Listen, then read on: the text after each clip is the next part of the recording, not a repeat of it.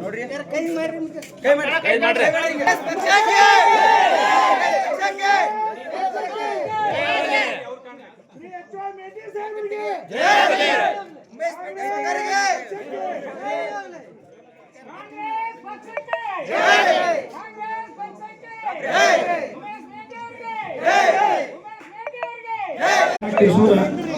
वली साहब वालिका दाऊद साहब शेख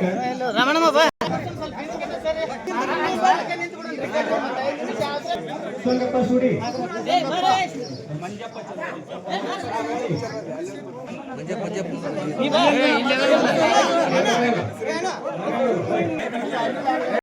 ಶಾಲ್ ಹಾಕೊಂಡು ನನ್ನನ್ನು ಚರಂತಿಮಠ ಅವರು ಹಾಗೂ ಉಮೇಶ್ ಮೇಟಿ ಅವರು ನಮ್ಮ ಪಕ್ಷಕ್ಕೆ ಸೇರ್ಪಡೆ ಮಾಡ್ಕೊಳ್ಬೇಕಂತ ಹೇಳಿ ಕಿತ್ಕೊತಾ ಇದ್ದೀವಿ. ಬರ್ರಿ ಸಾಕು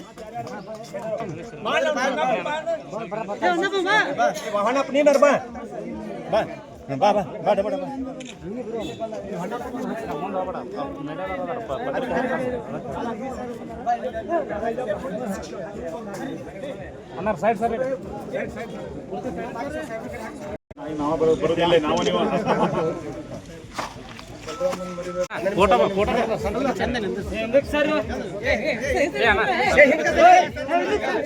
ಪಕ್ಷಕ್ಕೆ ಸೇರ್ಪಡೆ ಆಗೋರು ಬಿಟ್ಟು ಎಲ್ಲ ಹಿಂಸರಿ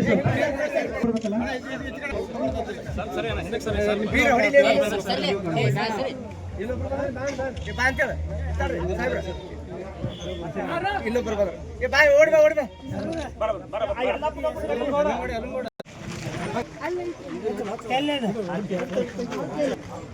ಹಲೋ ಹೇಳ್ರಿ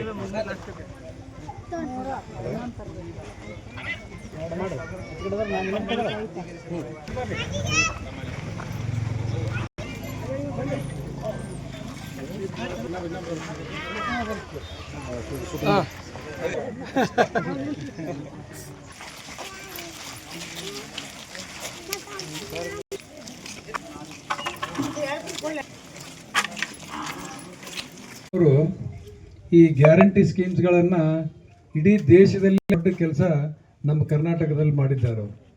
ಇವತ್ತು ಸಾವಿರಾರು ಜನರಿಗೆ ಬರೀ ಒಂದು ಕಾನ್ಸ್ಟಿಟ್ಯೂನ್ಸಿ ಒಳಗನ 45-50 ಸಾವಿರ ಜನರಿಗೆ ಇವತ್ತು ಗ್ಯಾರಂಟಿ ಸ್ಕೀಮ್ಸ್ಗಳು ಇಂಪ್ಲಿಮೆಂಟ್ ಆಗ್ಯಾವ. ಎಲ್ಲರಿಗೂ 2,000 ರೂಪಾಯಿ ಬರ್ತಿಲ್ರ. ಈಗ ಇಲೆಕ್ಷನ್ ಆಗೋದ್ರೊಳಗೆ ಇನ್ನೊಂದು ಕಂತು ಬರ್ತೈತಿ. ಈಗ ಅದಕ್ಕೆ ಕೆಲವು BJP ಅವರು ಭಾಳ ದೊಡ್ಡ ಟೀಕೆ ಮಾಡಕತ್ತಾರ ಅದ್ರ ಬಗ್ಗೆ. ಇದು ಬಿಟ್ಟಿ ಭಾಗ್ಯ ಅಂತ ಹೇಳ್ತಾರ. ಅವ್ರು ಬಿಟ್ಟಿ ಕೊಡ್ತಾರೆ. ಆದ್ರೆ ಕೇಂದ್ರ ಸರ್ಕಾರದಲ್ಲಿ corporate loan, industries loan 11 lakh ಕೋಟಿ ಸಾಲ ಮನ್ನಾ ಮಾಡ್ಯಾರ ಅವರು. ಆದ್ರೆ ಇಲ್ಲಿ ಬಡ ಜನ ಈಗ ಏನಾಗ್ತೀವಿ ಫಾರಿನ್ ಕಂಟ್ರಿ ಒಳಗೆ ಇದೆಲ್ಲ ಯೂನಿವರ್ಸಲ್ ಬೇಸಿಕ್ ಇನ್ಕಮ್ ಅಂತಾರೆ.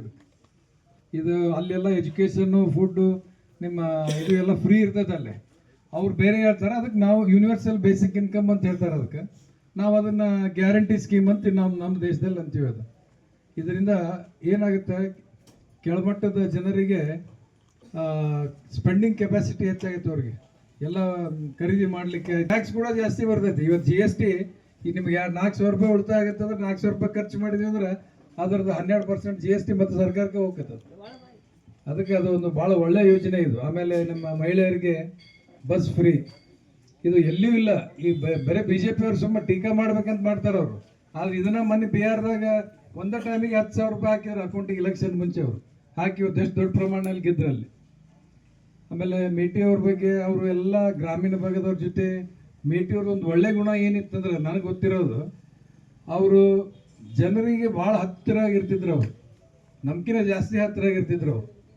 ಅವರು ಯಾವಾಗ ನೋಡ್ರಿ ಅವರು ಮೇಲೆ ಕೀಳಿದವರು ಮೇಲಿನವರು ಅನ್ನೋ ಭಾವನೆ ನಾವು ಅಬ್ಸರ್ವ್ ಮಾಡಿದ್ದೆ. ಅದೊಂದು ಅವ್ರಿಗೆ ದೊಡ್ಡ ಪ್ಲಸ್ ಪಾಯಿಂಟ್ ಇತ್ತು ಅವ್ರಿಗೆ.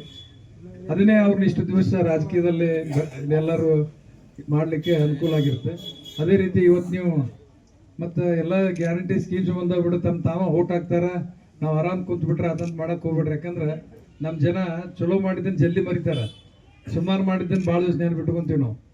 ಅದಕ್ಕೆ ನೀವು ಈಗ ನಾವು ಒಂದ್ಸಲ ಬಂದು ಹೋದ್ವಿ ಅಂದ್ರೆ ಹೊಳ್ಳಿ ಬರೋದಿಲ್ಲ. ಯಾಕಂದ್ರೆ 15 ದಿವಸ ಟೈಮ್ ಅಷ್ಟೇ ಐತಿ. ಎಲ್ಲ ಬೂತಿಗೂ ಮುಟ್ಟಬೇಕಂದ್ರೆ 15 ದಿವಸ ಸಾಲೋದಿಲ್ಲ ನಮ್ಗೆ, ಇನ್ನೂ ಒಂದಿಷ್ಟು ಉಳಿತಾವ. ಮತ್ತು ನೀವು ಇನ್ನೊಂದ್ಸಲ ಬರ್ರಿ. ಈ ಸಲ ವೇದಿಕೆ ಮೇಲೆ ಎಲ್ಲ ಗುರು ಹಿರಿಯರಿಗೆ ನಮಸ್ಕರಿಸ್ತಾ, ಗುರುನ ಹಿರಿಯರು ಮತ್ತು ಯುವಕರು, ಅಕ್ಕ ತಂಗಿಯರು ಎಲ್ಲರಿಗೂ ನಮಸ್ಕಾರ. ಏಪ್ರಿಲ್ 9ನೇ ತಾರೀಕು ಮತಯಾಚನೆ ಮಾಡುವವರು ಮತಗಟ್ಟೆಗೆ ಹೋಗಿ ಎಲ್ಲರೂ ಮನೆ ಕಾರ್ಯಕರ್ತರು ಒಳ್ಳೆ ಕೆಲಸ ಮಾಡಿ ಕಾಂಗ್ರೆಸ್ ಪಕ್ಷದ ಹಸ್ತದ ಗುರುತಿಗೆ ಮತ ಚಲಾಯಿಸಲು ತಮ್ಮಲ್ಲಿ ವಿನಂತಿ ಮಾಡಿಕೊಳ್ಳುತ್ತೇವೆ. ಬಹುಮತದಿಂದ ಗೆಲ್ಲಬೇಕಾಗಿರುವುದು ಪ್ರತಿಯೊಬ್ಬರ ಕರ್ತವ್ಯ. ಇದರಲ್ಲಿ ನಾವು ಒಬ್ಬರೇ ಕೆಲಸ ಮಾಡಿದ್ರೆ ಆಗೋದಿಲ್ಲ. ನಿಮ್ಮೆಲ್ಲರ ಒಂದು ಜವಾಬ್ದಾರಿ ಹೆಚ್ಚಾಗಿದೆ. ಪ್ರತಿಯೊಬ್ಬರೂ ಒಂದೊಂದು ಓಟಿನಿಂದ ಒಬ್ಬೊಬ್ಬರಿಂದನೂ ಪ್ರತಿಯೊಬ್ಬ ಕಾರ್ಯಕರ್ತರಿಗೂ ಒಂದು ಕೆಲಸ ಮಾಡುವ ಒಂದು ಸುವಕಾಶವನ್ನು ಈಗ ನಾವು ಕಲ್ಪಿಸ್ಕೊಂಡಿದ್ದೀವಿ. ಇದರಲ್ಲಿ ನಾವು ಹೆಚ್ಚು ಕೆಲಸ ಮಾಡಿ ಬಹುಮತದಿಂದ ಉಮೇಶ್ ಅಣ್ಣವ್ರನ್ನ ಗೆಲ್ಲಿಸೋದು ನಮ್ಮ ಕರ್ತವ್ಯ ಆಗಿದೆ. ಅವರು ನಮ್ಮ ಮೇಟಿ ಸಾಹೇಬರು ಒಬ್ಬ ಸರಳ ಸಜ್ಜನಿಕೆ ವ್ಯಕ್ತಿಯಾಗಿದ್ದರು. ಅವರು ಎಂದೂ MLA ಅವರು ಅಂತ ನಡ್ಕೊಂಡಿಲ್ಲ. ಒಬ್ಬ ಸಾಮಾನ್ಯ ಮನುಷ್ಯರಂತೆ ಅವರು ನಮ್ಮ ಎಲ್ಲರನ್ನೂ ಒಂದು ಕಿಮ್ಮತ್ತಿನಿಂದ ಒಂದು ಮರ್ಯಾದೆಯಿಂದ ಒಂದು ಒಳ್ಳೆಯ ಒಂದು ಸ್ಥಾನಮಾನವನ್ನು ಕೊಟ್ಟು ನಮ್ಮನ್ನೆಲ್ಲರನ್ನೂ ನೋಡಿಕೊಂಡ್ರು. ಹಾಗೆ ಈಗ ಉಮೇಶ್ ಅಣ್ಣನವ್ರನ್ನ ಗೆಲ್ಲಿಸೋದು ನಮ್ಮೆಲ್ಲರ ಒಂದು ಕರ್ತವ್ಯ ಆಗಿದೆ. ಇದು ಪ್ರತಿಯೊಬ್ಬರೂ ಒಂದು ಜವಾಬ್ದಾರಿ ಒಂದು ಕೆಲಸವನ್ನು ಮಾಡಬೇಕಂತ ನಾನು ನಿಮ್ಮಲ್ಲಿ ಕೇಳ್ಕೊಳ್ತಾ ಇದ್ದೀನಿ. ಈಗ ಉಮೇಶ್ ಅಣ್ಣನೂ ಅವರು ಎಂದೂ MLA ಅವ್ರ ಮಗ ಅಂತ ಎಂದೂ ಒಂದು ಗರ್ವದಿಂದ ಮೆರೆದವರಲ್ಲ. ಒಂದು ಸರಳ ಸಜ್ಜನಿಕೆ ಸಾಮಾನ್ಯ ವ್ಯಕ್ತಿಯಾಗಿ ನಮ್ಮಲ್ಲಿ ನಡ್ಕೊಂಡವ್ರ ಅಂಥವ್ರನ್ನ ನಾವು ಆರಿಸಿ ತರಬೇಕಾದದ್ದು ನಿಮ್ಮೆಲ್ಲರ ಜವಾಬ್ದಾರಿ. ಪ್ರತಿಯೊಬ್ಬರೂ ನಿಮ್ಮ ಹಿಂದನ ಮಣಿ ಅಲ್ದ ನಮ್ಮ ಓಣಿ ನಮ್ಮ ಪ್ರದೇಶದಲ್ಲಿ ಎಷ್ಟು ನಮಗೆ ಓಟ್ ಬರ್ತಾವ ಅನ್ನೋದನ್ನ ನಾವು ಖಚಿತಪಡಿಸ್ಕೊಂಡು ನಾವು ಮಾಡಬೇಕು. ಈ ಕೆಲಸ ಮಾಡಿ ಈ ಒಂದು ಬಹುಮತದಿಂದ ಅಣ್ಣವ್ರನ್ನ ಗೆಲ್ಲಿಸಿ ತರಬೇಕು ಅಂತ ಈ ನಿಮ್ಮ ಮುಂದೆ ಕೇಳ್ಕೊಳ್ತಾ ಇದ್ದೀನಿ. ನಮಸ್ಕಾರ.